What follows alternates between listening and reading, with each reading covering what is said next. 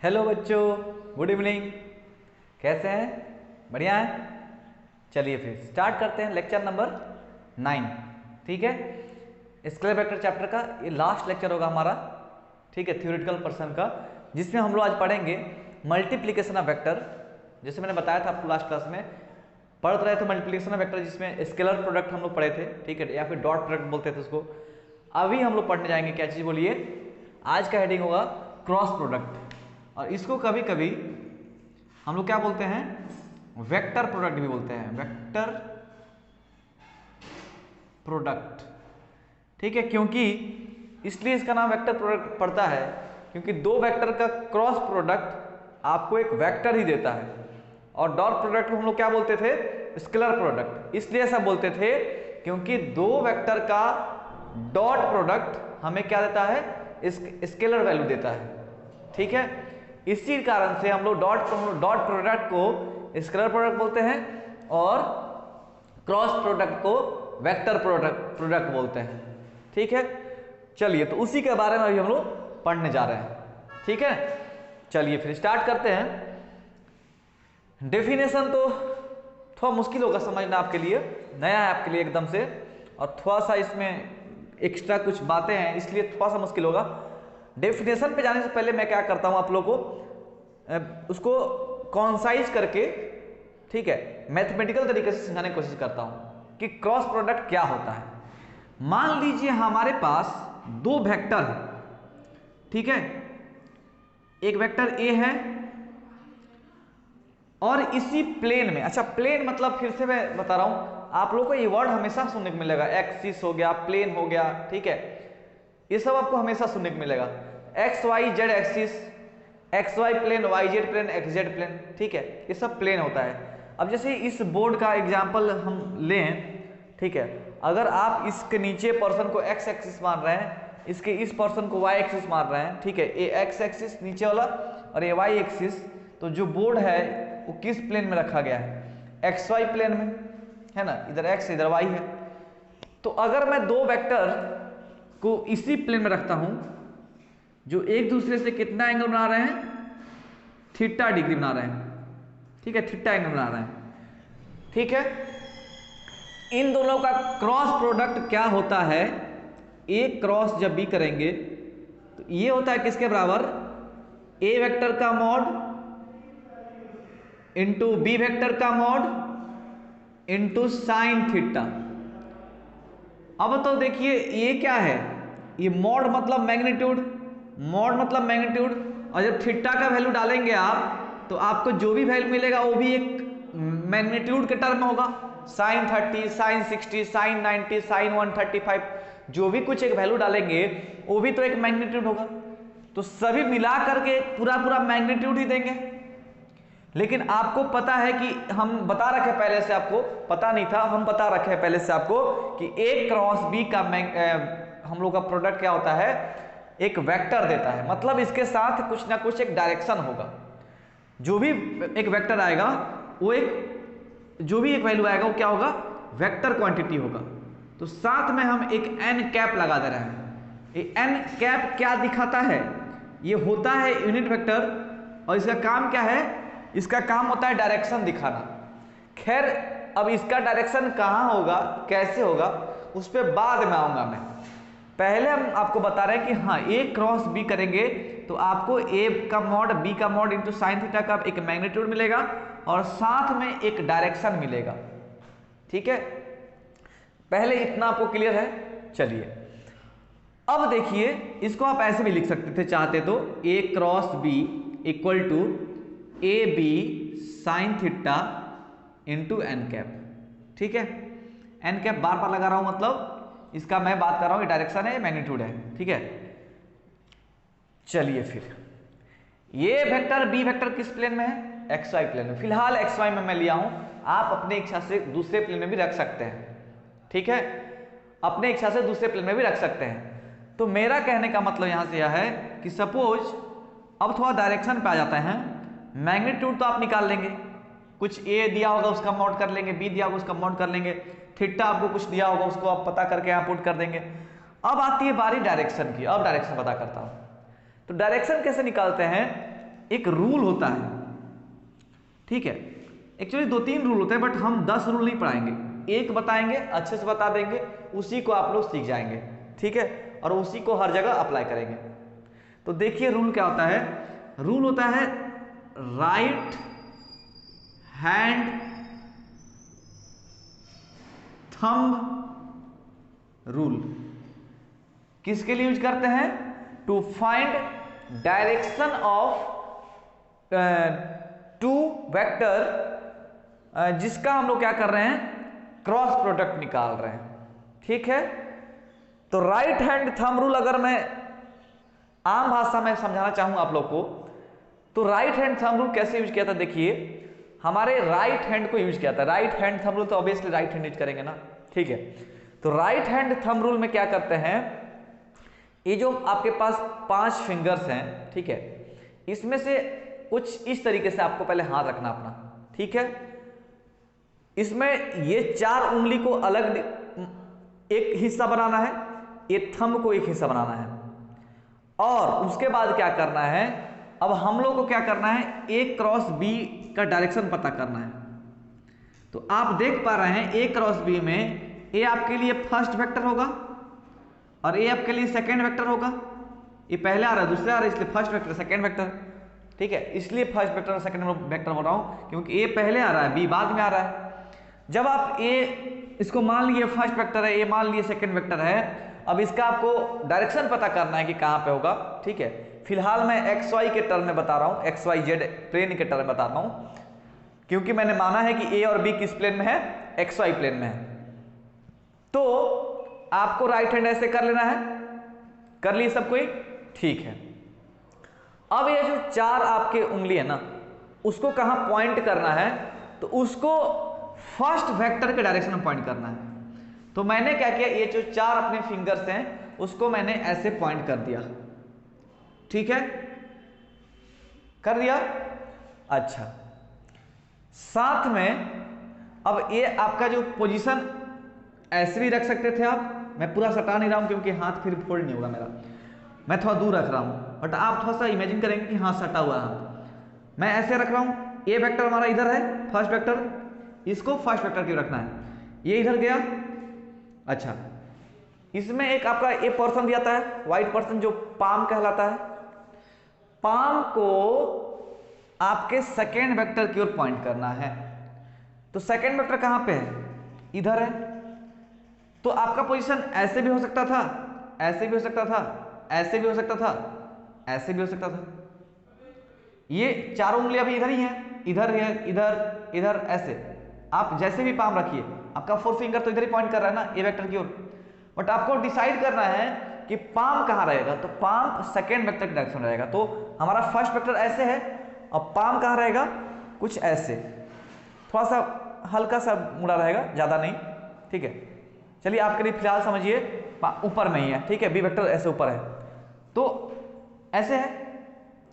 अब इसको आप कर्ल करेंगे, कर्ल मतलब समझते हैं, ऐसे फोल्ड करेंगे, इसको मोड़ेंगे। जब मोड़ेंगे आप, तो जिधर आपका थंब पॉइंट करेगा ना, वहीं इस ए बी वेक्टर का डायरेक्शन देगा। नहीं समझे? फर्स्ट वेक्टर की ओर 4 फिंगर, चलिए ए वेक्टर इधर है, मैंने ए पॉइंट कर दिया इधर। अब पाम हमारा कहां रहना चाहिए, सेकेंड वेक्टर की ओर, तो पाम हमारा कहां पे, सेकेंड वेक्टर की ओर, ठीक है, ठीक है। तो आपका जो नया वेक्टर मिलेगा, ये जो वेक्टर रहेगा, इसका डायरेक्शन कहां पे होगा, मान लेते हैं सी वेक्टर है, ठीक है, ए क्रॉस बी एक सी वेक्टर दे रहा है जिसका वैल्यू इतना है, मैग्नीट्यूड ये है, और डायरेक्शन कैसे निकालेंगे सी वेक्टर का, तो ए क्रॉस बी मतलब कि राइट हैंड थंब रूल से, है ना, कहां है, बाहर, बाहर आएगा, बाहर, ठीक है। और आज से अभी 10th में ही पढ़े होंगे, ऐसे क्रॉस में अगर गोल घुमा देते हैं तो ये दिखाता है इनसाइड, और डॉट में गोल घुमा देंगे तो क्या होता है, आउटसाइड। ऐसे ये हर जगह मिल जाएगा आपको देखने के लिए, आगे सेकेंडरी में भी देखने को मिलेगा। जब भी क्रॉस में से आपको सर्कल कर दिया जाए तो समझ लीजिएगा इनसाइड का बात किया जा रहा है, और डॉट करके अगर गोल कर दिया जाए तो क्या होगा, आउटसाइड का बात किया जाता है, ठीक है। तो मैं आता हूं यहां पे, इस जगह पे सी वेक्टर कहां पे होगा, तो ऐसे डॉट करके गोल कर देंगे, तो सी वेक्टर मतलब कहां पे होगा, यहां से बाहर निकलता हुआ होगा। कुछ और भी एग्जांपल ले लेते हैं समझाने के लिए। मान लेते हैं ए वेक्टर ए इधर था, ठीक है, ईस्ट वेस्ट नॉर्थ साउथ ले लीजिए, ईस्ट वेस्ट नॉर्थ साउथ। एक वेक्टर ईस्ट में था, एक वेक्टर मान लेते हैं साउथ में था, ठीक है, एक वेक्टर साउथ में था, ये वेक्टर बी है, ये साउथ डायरेक्शन है, ठीक है। अब इसका डायरेक्शन कहाँ होगा बताइए तो, आपको ए क्रॉस बी निकालना है, ए क्रॉस बी निकालना है। ए क्रॉस बी कहाँ आएगा, थोड़ा सा आप दिमाग लगाइए। फर्स्ट वेक्टर कौन सा है, ए है, सेकंड वेक्टर कौन सा है, बी है। तो फर्स्ट वेक्टर की ओर हम लोग को अपना 4 फिंगर पॉइंट करना है, तो ए वेक्टर इधर चलिए पॉइंट कर दिया। अब पोजीशन पाम का कहाँ होना चाहिए, तो जहाँ सेकंड वेक्टर है तो पाम नीचे, बी यहाँ नीचे जा रहा है तो पाम नीचे रहना चाहिए, तो ऐसा हो गया पोजीशन, ठीक है। ये ऐसे भी हो सकता था लेकिन गलत हो जाता, क्योंकि पाम हम लोग कहाँ रखना है, सेकंड वेक्टर क्यों रखना है, तो ऐसे नीचे। अब जब कर्ल करेंगे उंगली अपना ऐसे ऐसे रख करके आप जब कर्ल कर रहे हैं तो थंब कहाँ पॉइंट कर रहा है, अंदर की ओर। तो इस जगह पे सी वेक्टर कहाँ पे होगा, ऐसे क्रॉस करके गोल कर देंगे, ये अंदर की ओर जाएगा सी वेक्टर, इस जगह पे। समझ में आया, क्लियर है। चलिए उम्मीद करते हैं समझ में आया होगा थोड़ा बहुत, और थोड़ा बहुत अगर डाउट रह भी गया कुछ परसेंट तो क्वेश्चन करते करते आप खुद ही सीख जाएंगे, ठीक है। चलिए फिर आगे बढ़ते हैं, यहां से अब डेफिनेशन पे आते हैं। तो cross product of two vector क्या कहता है, cross product of two vector A and B is defined as a vector whose magnitude is equal to a vector, ठीक है। इसका क्रॉस प्रोडक्ट क्या होगा, एक वेक्टर होगा जिसका मैग्नीट्यूड क्या होगा, whose magnitude is equal to the product of their individual magnitude, product of their, देखो product of their individual magnitude है ना, A into B, and the sine of angle between them, and the sine of angle between them, ठीक है।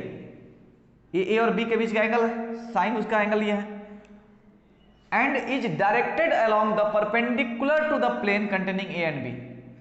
और इसका direction कहां पे होगा, सी वेक्टर का मैग्नीट्यूड कौन सा हो गया, product of individual magnitude and sine of angle of them, and directed कहां, किधर डायरेक्टेड होगा वो, प्लेन परपेंडिकुलर, एक प्लेन है ना, एक्स वाई प्लेन है, इस वेक्टर के लिए आपका सी वेक्टर का डायरेक्शन कहां था, इस प्लेन के परपेंडिकुलर आता हुआ बाहर, है ना, ऐसे बाहर आता हुआ, ठीक है। तो अगर एक चीज यहां से ऐसे रखा हुआ तो एंगल कितना बनाएगा इस बोर्ड से, इस प्लेन से कितना एंगल बना रहा है, 90 डिग्री, ठीक है।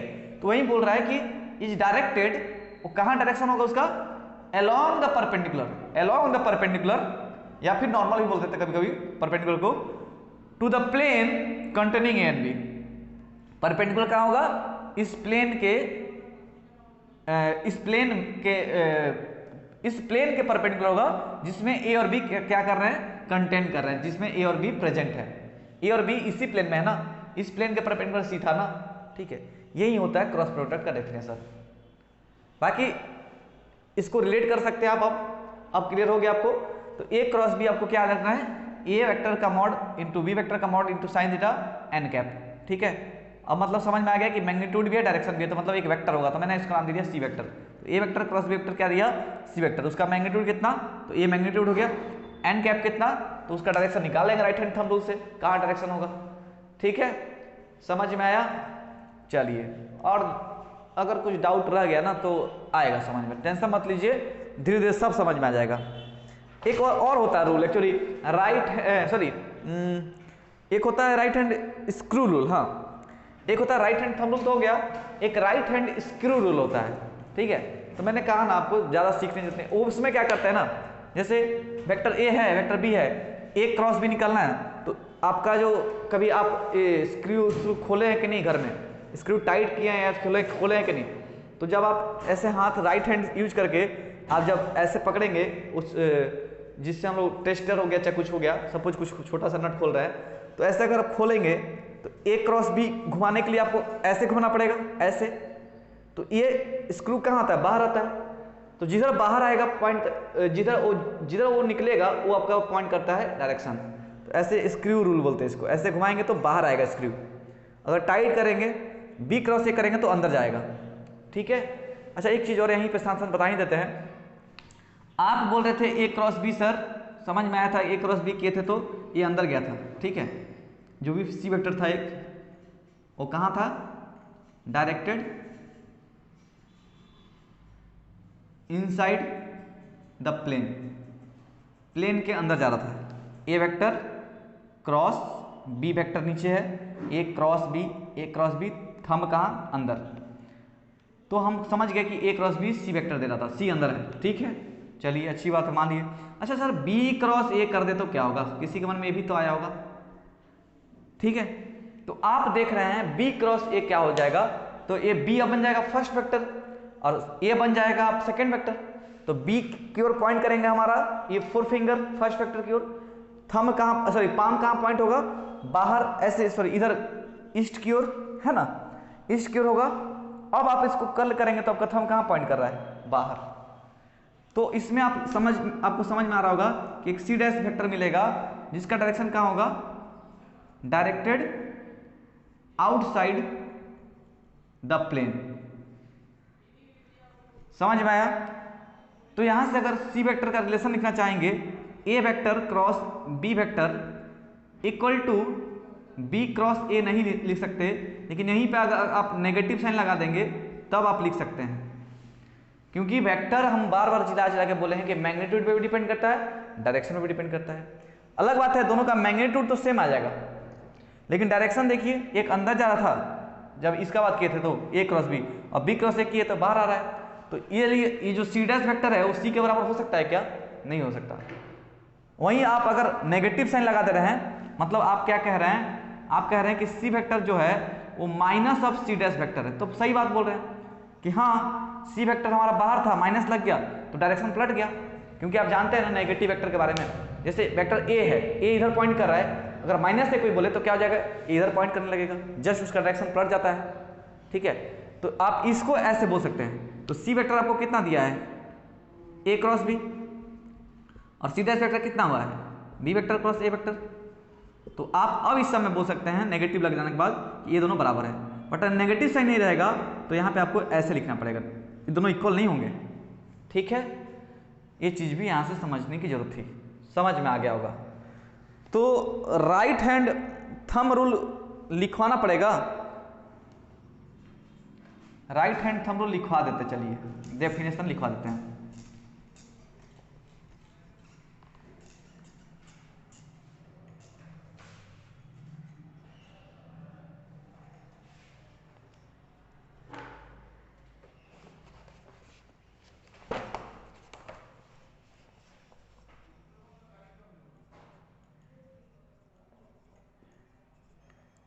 Imagine the normal, से लिखते हैं, रुक जाइए थोड़ा सा रुकिए, इसको थोड़ा शॉर्टकट करना पड़ेगा, ज़्यादा लेंथी हो जा रहा है, एक मिनट।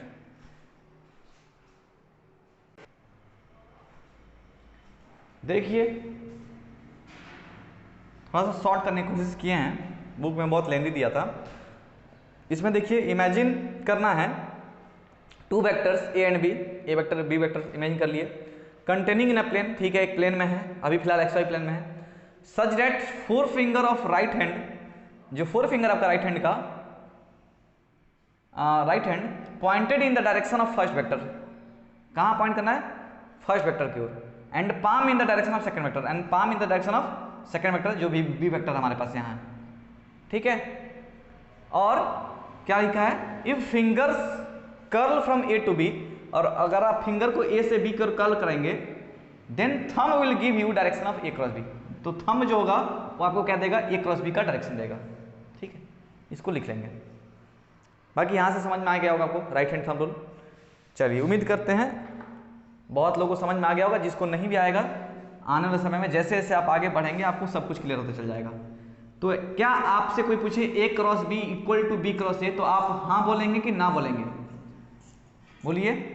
अगर कोई आपसे पूछे कि ए क्रॉस बी वेक्टर जो है वो इक्वल है B vector B cross A vector के, तो ये बात सही है ना गलत है। जैसे आपको याद है, अगर डॉट प्रोडक्ट में आपने पढ़ा था कि ए डॉट बी वेक्टर होता है इक्वल होता है बी डॉट ए वेक्टर के, ठीक है। तो क्या ए क्रॉस बी इक्वल होगा बी क्रॉस ए के, क्वेश्चन है आप लोगों से, पूछिए अपने आप को और आंसर बताइए, नहीं तो हम बताते हैं, फिर अपने आप को जज कीजिएगा सही बताया था ना गलत। अभी जस्ट बताएं, आप लोग भूल नहीं गए ना, जस्ट और पहले बताया कि A cross B B cross A के इक्वल नहीं हो सकता। क्यों नहीं हो सकता, क्योंकि ए क्रॉस बी का जो डायरेक्शन होगा बी क्रॉस ए के डायरेक्शन से अपोजिट होगा, और एक बार वेक्टर के केस में अगर डायरेक्शन बदल जाता है तो वेक्टर सेम नहीं होता है, ठीक है, इसीलिए वो इक्वल नहीं हो सकते। समझ में आ गया सबको? चलिए आगे बढ़े, कुछ एग्जाम्पल ले लेते हैं वेक्टर का। जैसे टॉर्क, टाउ एक वेक्टर है, तो टॉर्क इक्वल टू कहता है, एक्चुअली पढ़ते हैं लोग फोर्स इनटू परपेंडिकुलर डिस्टेंस, लेकिन एक्चुअली इसका जब लिखने जाएंगे आप तो टॉर्क इक्वल टू क्या होता है, जैसे एक बॉडी है, टॉर्क क्या होता है, घूमना किसी पॉइंट के अबाउट। तो मान लीजिए फिक्स किया हुआ है, यहाँ पे मैंने पकड़ के रखा है इसको फिक्स करके, और एक फोर्स यहाँ से लगा रहा हूँ ऐसे, ठीक है, तो जो एक कर्ल होगा, ठीक है, ये इसका पोजीशन है, मैं यहाँ पे लगा रहा हूँ फिलहाल, तो आप बोल सकते हैं इसके यहाँ से ये आर वेक्टर होगा, पोजीशन वेक्टर, क्योंकि यहाँ पे फोर्स लग रहा है ना।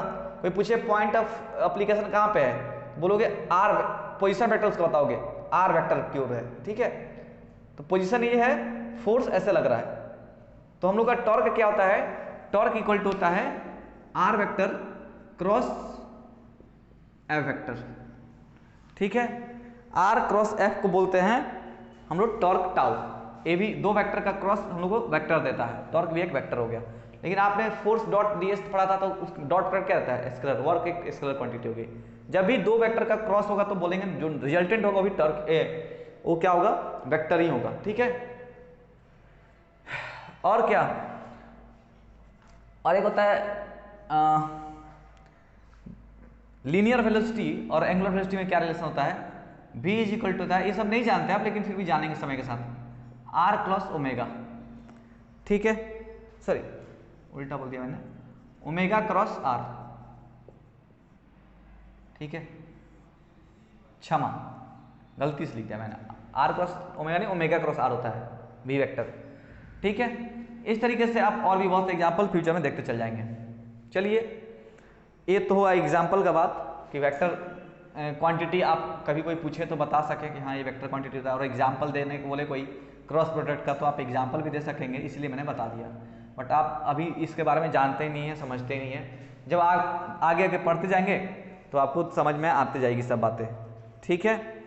अब आते हैं कैरेक्टरिस्टिक्स के ऊपर, ठीक है, चाहे प्रॉपर्टी बोल लीजिए, properties of cross product, properties of cross product. पहला प्रॉपर्टी क्या होता है, ये जो होता है कॉम्यूटेटिव नहीं होता है,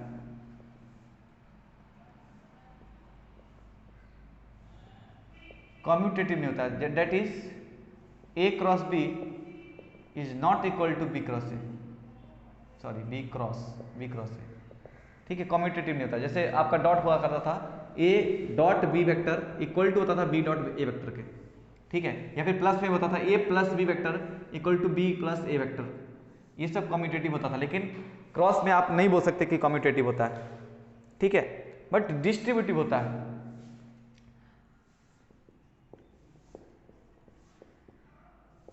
डिस्ट्रीब्यूटिव प्रॉपर्टी इसका शो करता है, मतलब सपोज ए वेक्टर दिया है, ए वेक्टर अंदर में B vector plus C vector plus D vector plus dot dot आगे तक है, तो आप ऐसे कर सकते हैं, आप सबको ऐड करके क्रॉस करिए, सॉरी क्रॉस यहाँ पे, आप सबको ऐड करके वेक्टर, सबको वेक्टर एडिशन जैसे करते करके लास्ट में ए के साथ क्रॉस कराइए, या फिर आप सेपरेटली पहले क्रॉस करा लीजिए, ए क्रॉस बी प्लस ए क्रॉस सी प्लस ए क्रॉस डी, तब इनको सब करने के सॉल्व करने के बाद आप उनको ऐड कर दीजिए, तो दोनों बात सही है। तो डिस्ट्रीब्यूटिव होता है, डिस्ट्रीब्यूटिव प्रॉपर्टीज का शो करता है, ठीक है, बट कम्यूटेटिव नहीं शो करता है।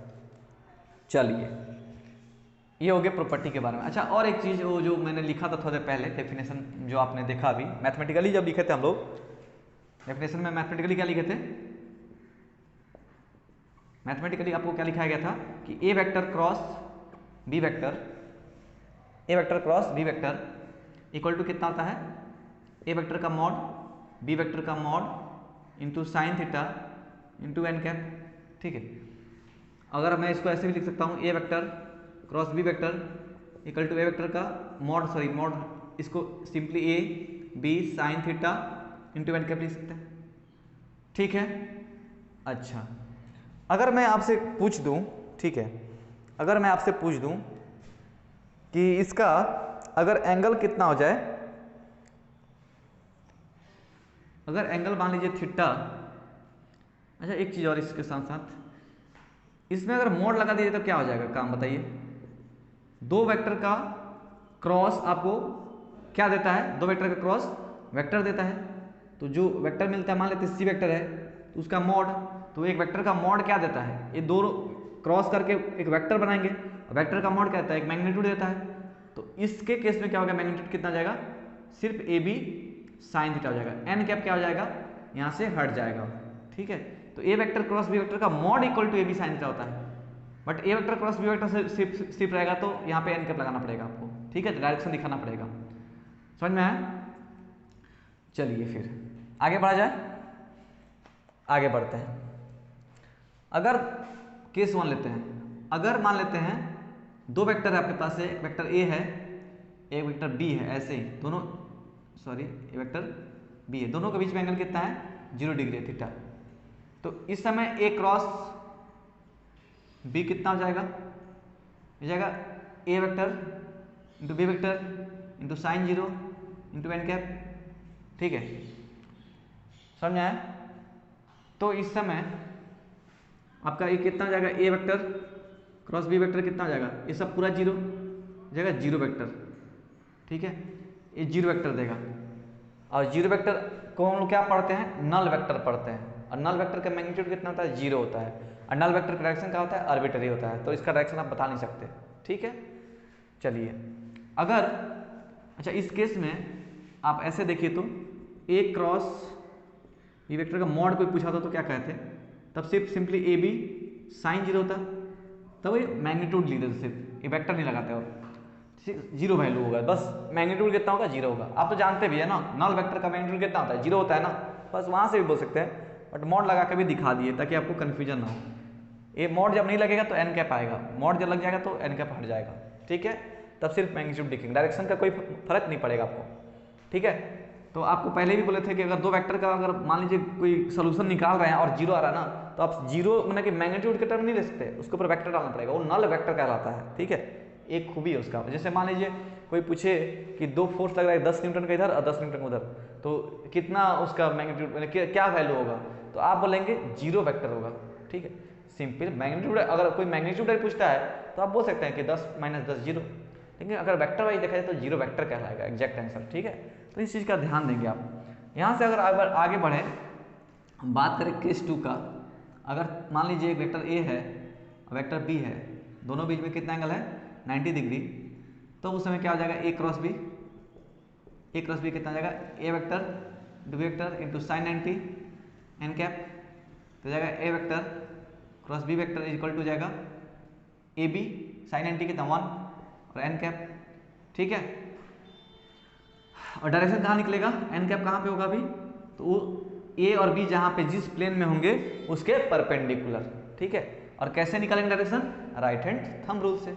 ठीक है, अब कोई ए क्रॉस बी पूछ दे मॉड उसका, तब आप उसमें डायरेक्शन का चिंता नहीं करेंगे, तो सिंपली बोलेंगे ए बी साइन 90 कितना 1, अरे लिख ही देते हैं आप लोग, लीजिए, तो सिर्फ आंसर कितना जाएगा, ए इंटू बी, इसका मॉड इंटू इसका मॉड मल्टीप्लाई कर देंगे, आंसर आ जाएगा।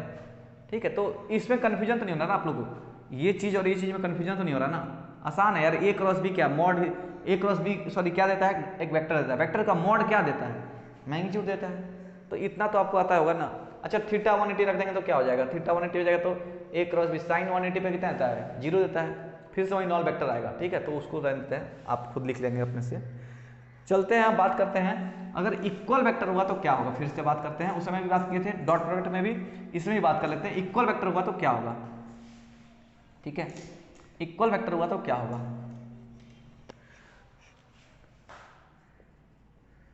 Cross product for equal vector, तो दो वेक्टर इक्वल कब होता है, जब मैग्नीट्यूड और उसका डायरेक्शन क्या हो, चलिए इधर ले लेते हैं, मैग्नीट्यूड डायरेक्शन क्या हो, सेम हो। ठीक है, तो मैग्नीट्यूड जब डायरेक्शन सेम होगा उस समय इक्वल वेक्टर का वैल्यू फिर कितना आ जाएगा, अभी जस्ट आप देखें दो वेक्टर सेम डायरेक्शन में है तो एंगल कितना है, थीटा, और हमेशा 0 होना पड़ेगा, जब ए क्रॉस बी कराएंगे आप तो कितना हो जाएगा, फिर से A B sine 0 into N cap, तो वैल्यू कितना आएगा, ये पूरा टर्म कितना हो जाएगा, 0 हो जाएगा, तो ये जाएगा 0 वेक्टर। ठीक है, मतलब ये बोल सकते हैं इक्वल टू नल वेक्टर के बराबर। ठीक है, ये इक्वल टू कितना है, नल वेक्टर है। अब चलते हैं आगे बढ़ते हैं, बात करेंगे ऑर्थोगोनल को लेकर के। ठीक है, cross product for orthogonal vector, orthogonal vector. तो ऑर्थोगोनल वेक्टर में क्या होता है, ए एक्स एक्सिस होता है, ए वाई एक्सिस होता है, ए जेड एक्सिस होता है, ए आई कैप होता है, ये जे कैप होता है और इधर के कैप होता है। ठीक है, अब मान लेते हैं दो वेक्टर आई और जे का कहाँ लेके देखेंगे। पहले मान लीजिए आई क्रॉस आई है, या फिर जे क्रॉस जे है, या फिर के क्रॉस के है, तो उसका अगर आप बात करेंगे तो कितना आ जाएगा वैल्यू, बताइए तो आप खुद, अगर आपको याद हो तो। ये फिर से आपको आई क्रॉस आई, मतलब आई फर्स्ट वेक्टर भी इस डायरेक्शन में और सेकंड वेक्टर इस डायरेक्शन में, फिर से थीटा कितना 0, फिर हमारा कितना होगा, नल वेक्टर होगा। ठीक है, 0 वेक्टर देगा, इसका भी कितना होगा 0 वेक्टर, इसका 0 वेक्टर। अगर मैग्नीट्यूड के टर्म में लिखा जाएगा तो कितना आ जाएगा, अगर मैं लिखूँ इसको मैग्नीट्यूड के टर्म में, ऐसे मॉड लगा दिया जाए तो कितना हो जाएगा, 0 0 0। आई क्रॉस आई 0 देता है, उस समय कितना देता था डॉट प्रोडक्ट में, आई क्रॉस आई 1 देता था। ठीक है, इसमें उल्टा होता है, जे क्रॉस जे 0, के क्रॉस के 0। लेकिन वहीं आपसे बात कर रहे हैं आई क्रॉस जे, या फिर जे क्रॉस के, या फिर के क्रॉस आई, तो ये कुछ अलग हो जाएगा। अब जानते हैं आई क्रॉस है, मतलब कि दो क्रॉस लगा रहे हैं, दोनों में आई इधर है जे इधर है, 90 डिग्री का है, तो वैल्यू यूनिट वेक्टर है, तो यूनिट वेक्टर का मॉड कितना होता है, आई वेक्टर का मॉड इंटू जे वेक्टर का मॉड इंटू साइन कितना 90 डिग्री। उसका बाद एन कैप, तो डायरेक्शन कहाँ पे होगा, इसका डायरेक्शन हो जाएगा कहाँ पे, पहले डायरेक्शन बाद में आएंगे, पहले मैग्नीट्यूड सोल्व कीजिए। इसका मॉड कितना, यूनिट वेक्टर का मॉड कितना होता है, कितना होता है, कितना होता है, 1 होता है, और ये क्या है 1, फिर मल्टीप्लाई में साइन 90 कितना 1, और फिर एन कैप, तो फिर सब सिर्फ एन कैप हुआ। ठीक है, और इसका मॉड लगा दिया जाए तो सिर्फ आंसर कितना हो जाएगा, तो ये एन कैप हट जाएगा यहाँ से, तो सिर्फ आंसर कितना आ जाएगा 1। चलिए मॉड लगा के ही रख देते हैं सबको। जे क्रॉस के का मॉड कितना आ जाएगा, सॉरी क्रॉस प्रोडक्ट, फिर से वही साइन 90, क्योंकि जे और के में एंगल कितना 90 डिग्री। आसान है, कुछ इसमें टफ नहीं है, सब वही चीज़ चल रहा है। ठीक है, इक्वल टू कितना 1, यहाँ भी कितना हो जाएगा, के वेक्टर का मॉड इंटू आई वेक्टर का mod into sine 90, 1 cross 1 cross 1, मतलब 1 इंटू 1 इंटू 1 है, क्रॉस नहीं है तो 1 होगा। ठीक है, ये तो मैग्नीट्यूड है ना, इसको जैसे भी लिख सकते हैं आप। तो यहाँ से आप क्या कंफ्यूजन निकाले कि आई क्रॉस जे कितना देता है 1 देता है, जे क्रॉस के कितना देता है 1 देता है, और के क्रॉस आई कितना देता है 1 देता है। ठीक है, ठीक है, डायरेक्शन अगर बात करेंगे तो डायरेक्शन पलटता रहता है, आई क्रॉस जे करेंगे तो कहाँ होगा, बाहर, जे क्रॉस आई करेंगे तो अंदर, आई क्रॉस के करेंगे तो आई क्रॉस के, कुछ इस तरीके से है ना, ऐसे है, सॉरी आई इधर है और जेड इधर है बाहर, तो आई क्रॉस के करेंगे तो कहाँ, नीचे, थंब नीचे पॉइंट कर रहा है। ठीक है, आई क्रॉस के में, आई क्रॉस के में थंब नीचे, और के क्रॉस आई करेंगे तो के इधर है बाहर की ओर, आई इधर थंब अपना पाम इधर पॉइंट कर रहे हैं, तो कर्ल करने से कहाँ जा रहा है, ऊपर, तो के क्रॉस आई कहाँ पॉइंट करेगा, ऊपर पॉइंट करेगा। ठीक है, अच्छा एक चीज़ थोड़ा सा, एक चीज़, ये तो मैग्नीट्यूड का बात हो गया। अच्छा डायरेक्शन रख के देखा जाए, रुकिए, एक चीज़ और, ये मॉड हटाते हैं, एक मिनट फिर से मैं लिखता हूँ, देखिए मॉड हटाते हैं, आई क्रॉस जे, जे क्रॉस के और के क्रॉस आई, इसको देखते हैं। अभी फिर से एक बड़ा इंटरेस्टिंग चीज़ आने वाला है, मैंने डायरेक्शन हटा दिया था, इस पर डायरेक्शन रख के देखते हैं, डायरेक्शन कहाँ पे होगा पता चल जाएगा। इतना तो आपको पता चल गया कि आई क्रॉस जे कैसे निकालते हैं, आई वेक्टर का मॉड इंटू जे वेक्टर का मॉड इंटू साइन 90, क्योंकि दोनों कुछ में एंगल 90, ये तो आप जानते हैं। अच्छा साथ में एन कैप, जो भी एक होगा, जो भी एक यूनिट वेक्टर होगा। अब इसको सॉल्व करने से कितना आ जाएगा, 1 क्रॉस 1 क्रॉस 1, इसका मैग्नीट्यूड 1, इसका मैग्नीट्यूड 1, साइन 90 पे 1 देता है, into N cap. N cap क्या है, एक यूनिट वेक्टर है। ठीक है, अब इसको सॉल्व करने से कितना आ रहा है आंसर, ये आ रहा है 1 एन कैप। 1 क्या है, एक यूनिट है, और ये तो हमारा, हम बोल रहे हैं कि एक यूनिट वेक्टर है, तो 1 इंटू यूनिट कितना यूनिट वेक्टर देगा। और इसका डायरेक्शन कहाँ पे होगा, आई क्रॉस जे का डायरेक्शन कहाँ पे होगा, आई क्रॉस जे है बाहर, जेड मतलब बाहर निकल रहा है फिलहाल, जेड इसमें दिखा नहीं सकते ना बाहर। तो जेड कौन सा डायरेक्शन होता है, जेड हम लोग डायरेक्शन दिखाने में कौन सा वेक्टर आई जे के में कौन सा यूज करते हैं, के वेक्टर का यूज करते हैं। तो यहाँ पे एक्चुअली जो एन कैप है वो किसके बराबर है, के वेक्टर के बराबर है।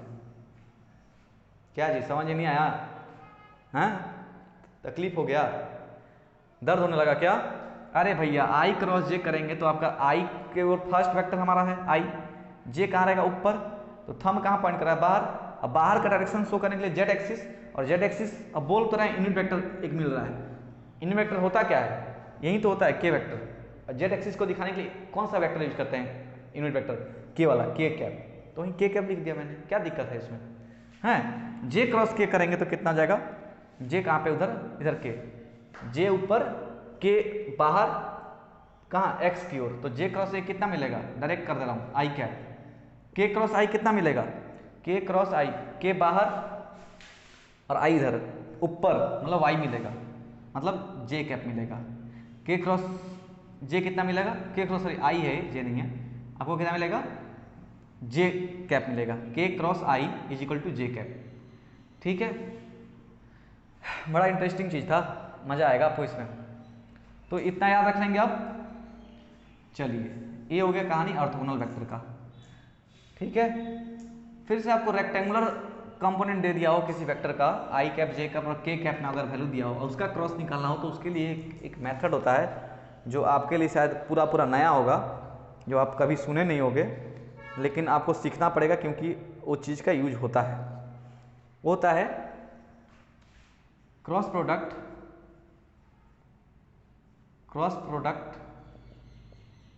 For rectangular component.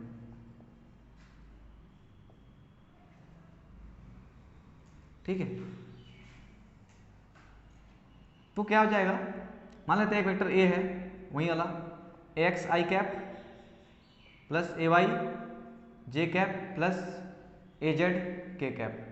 A vector B है बी एक्स आई कैप प्लस बी वाई जे कैप प्लस बी जेड के कैप। ठीक है, कोई तकलीफ नहीं है। अब आपको क्या करना है, ए क्रॉस बी कराना है। आप उस समय तो किए थे ना आई डॉट आई, ये सब करके सब किए थे ना। अच्छा इस समय ना आप ऐसे करेंगे तो बहुत तकलीफ होगा। हमने ऐसे ए एक्स आई कैप प्लस ए वाई जे कैप प्लस ए जेड के कैप क्रॉस बी एक्स आई कैप प्लस बी वाई जे कैप प्लस बी जेड के कैप। अब फिर आप इसके साथ इसको, इसके साथ इसको, इसके साथ इसको फिर क्रॉस कराते कराते करेंगे ना, तो वो आपको एक्चुअली होता ऐसे ही है, बट एक डायरेक्ट आपको लिखा दिया जा रहा है, मैंने डायरेक्ट आपको याद कर लेना है। ठीक है, होता वैसे ही है, मना नहीं करूंगा कि ऐसे नहीं कर सकते, लेकिन काफ़ी लेंदी जाएगा, सॉल्व करते करते आपका पसीना छूट जाएगा और कोई मतलब नहीं उतना जान करके। ठीक है, अगर आपका मन करेगा तो आप करिएगा बैठ करके, मना कौन किया आपको, हैं डेमोक्रेटिक कंट्री रहता है, यहाँ डेमोक्रेसी है, आप जो मर्जी जो कर सकते हैं, करिए बैठ के, आपको ऐसा करना है तो। लेकिन हम डायरेक्ट बताएंगे आपको एक चीज़, क्या करना है, ये तरीका है, मतलब ए क्रॉस बी निकालने का तरीका है, इसको बोलते हैं डिटर्मिनेंट मेथड। ठीक है, जो अभी पढ़े नहीं है, मैथ्स का सेकेंड ईयर में डिटर्मिनेंट मेथड है। तो इसमें क्या करना होता है, आसान चीज़ है, कोई ज़्यादा टफ नहीं है। आप चुपचाप ऐसे दो लाइन खींच देंगे, खींच दिए सब कोई, ठीक है। यहाँ पे ऊपर में क्या लिख देंगे, आई कैप जे कैप के कैप, ये तीन लिख देंगे आप। ठीक है, जिसमें इसमें ना एक कुछ साइन लगाना पड़ता है। फर्स्ट स्टेप क्या है, फर्स्ट स्टेप है लाइन खींच देना, सेकंड स्टेप क्या है आई जे के लिख देना, थर्ड स्टेप क्या है, इस पे साइन लगाते हैं। यहाँ स्टार्ट करते हैं किससे, प्लस से, plus minus plus, plus minus plus, ये हमेशा चलता है। उसके बाद क्या करेंगे, वेक्टर ए और वेक्टर बी को, इसमें आप देखिए एक्स आई के करस्पॉन्डिंग कौन सा कंपोनेंट है, ए एक्स, तो आई के सामने आप लिख देंगे ए एक्स, जे के सामने कौन सा है ए वाई, ए वाई लिख देंगे। अगर यहाँ माइनस रहता माइनस ए वाई तो आप यहाँ पे माइनस ए वाई लिखते, लेकिन अगर आप यहाँ पे प्लस ए वाई है तो आप सिंपली प्लस ए वाई लिखेंगे, इसमें माइनस अपने से नहीं लगा देंगे, इसमें माइनस नहीं लगेगा, सिर्फ ऊपर में प्लस माइनस प्लस चलता है, बाकी जैसे वैसे लिखा जाएगा। ठीक है, साइन को देखते हुए। यहाँ कितना है एजेड प्लस में है, तो यहाँ माइनस होता तो माइनस लिखता, माइनस एजेड लिखता। फिर बी के करस्पॉन्डिंग क्या है, आई के सामने एक है बी एक्स, ये क्या है बी वाई, और ये क्या है बी जेड। बस ये आपको तैयार कर लेना एक टेबल टाइप में, ठीक है, टेबल तैयार हो गया। अब इसके बाद स्टेप क्या है, आप यहां पे क्या लिखेंगे, आई कैप लिखेंगे पहले, क्योंकि आई कैप प्लस है तो मैं प्लस आई कैप नहीं लिख रहा हूं, ये प्लस ही तो है। जब आई कैप आप लिख दिए हैं तब इसके सामने वाला और इसके नीचे वाले को आप भूल जाएंगे, मतलब ढक देंगे।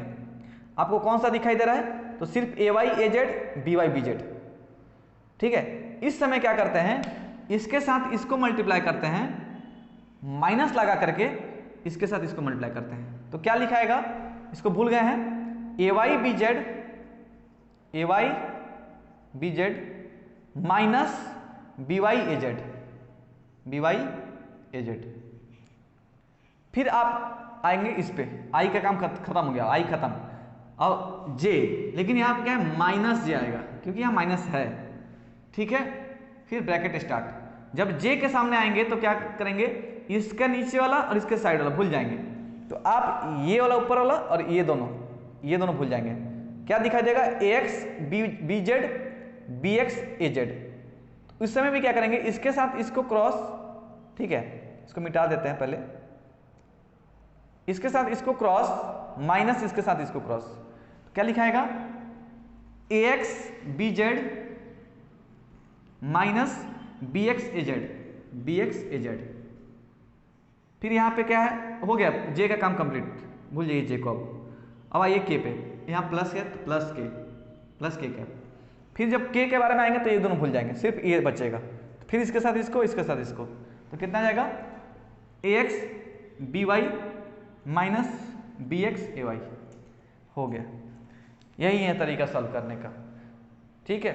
अगर यहीं पे आपका कुछ वैल्यू दिया होता तो सॉल्व करने से आई जे और के टर्म में आपको एक मिलता कोई वैल्यू, और जब आई और जे और के को मल्टीप्लाई कर रहे हैं और आई जे के टर्म में ही कुछ मिल रहा है, तो आई जे के कैप रहता है, उसके कुछ ये सॉल्व करेंगे तो कुछ मैग्नीट्यूड मिलेगा with direction, magnitude with direction, magnitude with direction. तो जब मैग्नीट्यूड डायरेक्शन अगर आपका दिखता है तो क्या होता है, वेक्टर होता है। तो ए क्रॉस बी का जो प्रोडक्ट मिला वो क्या मिला, वेक्टर मिला, है ना। इसको ऐसे सॉल्व करेंगे आप, ठीक है। चलिए, ये है टोटल कहानी क्रॉस प्रोडक्ट के बारे में, ठीक है। बाकी कुछ कुछ बातें और है, एक दो बता देता हूँ ऐसे, वो याद कर लें, याद हो गया तो याद कर लेंगे, अगर याद नहीं भी होता तो कोई बात नहीं। आपको कभी कभी पूछ देता है एरिया ऑफ पैरेललोग्राम,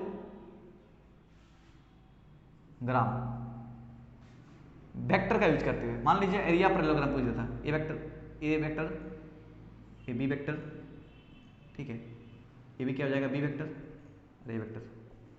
अब इसका एरिया पूछ दे, इसका एरिया कितना होगा, ये पूरा एरिया कितना होगा, तो क्या करते हैं एरिया पैरेललोग्राम निकालने के लिए, आपको ए क्रॉस बी वेक्टर का मॉड निकाल लेंगे तो आपका एरिया पैरेललोग्राम मिल जाएगा। जैसे ए क्रॉस बी किए थे, वो A X B Y minus B X B Z, तो उसको मॉड निकालेंगे, क्या करना पड़ेगा, वो आई जे और के में जब मॉड होता है कुछ वेक्टर का, मान लीजिए Y vector equal to Y one I cap plus Y two J cap plus Y three K cap. अब आपको जब वेक्टर है, वाई वेक्टर का मॉड निकालना तो क्या करते हैं आप, वाई वन का whole square plus Y two का whole square plus Y three का होल स्क्वायर, इसका अंडर रूट कर लेते हैं, ठीक है। तो यही तरीका है इसका डायरेक्शन निकालने का, सॉरी मैग्नीट्यूड निकालने का, ठीक है। चलिए, तो ये हो गया एरिया पैरेललोग्राम का आपका फॉर्मूला, ठीक है।